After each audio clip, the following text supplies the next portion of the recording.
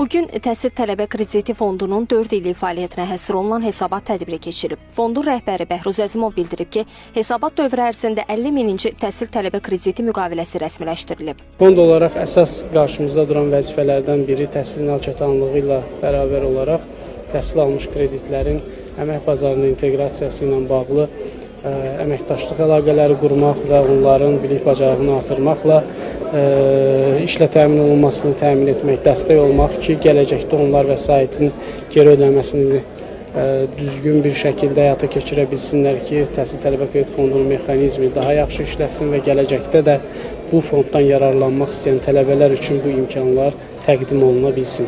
Təhsil tələbə kreditindən yararlanan tələbələrdən biri Fidan Camallı, aldığı kreditlə təhsilinə davam etmənin və həyatına yeni bir yol açmanın necə mümkün olduğunu bölüşüb. 2023-cü ildə Bakı Dövlət Universitetinin politologiya ixtisası üzrə təhsilimə başlamışam və ödənişli əsaslarla.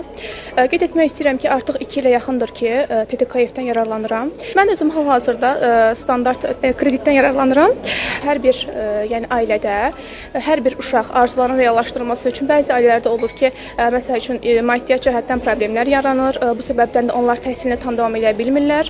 Bu səbəbdən də ki, TTKF götürmə çox böyük bir məsuliyyət cəlb edən, həm də çox böyük bir layihədir ki, bütün tələbələrin arzuları reallaşdırılmasına köməklik göstərir. Tədbirdə Elm və Təhsil Nazirliyinin İctimaiyyətlə Əlaqələr və Kommunikasiya şöbəsinin müdiri Səbuhi Rzayev də çıxış edib. Səbuhi Rzayev Nazirlik tərəfindən fondun fəaliyyətinin daim diqqətdə saxlanıldığını və şəffaflığın əsas prinsip kimi qorunduğunu vurğulayıb. Hesabat tədbiri iştirakçıları fondun gələcək fəaliyyət planları və təhsil alan gənclərə yaradılan imkanlarla bağlı fikir mübadiləsi aparmaq imkanı əldə ediblər.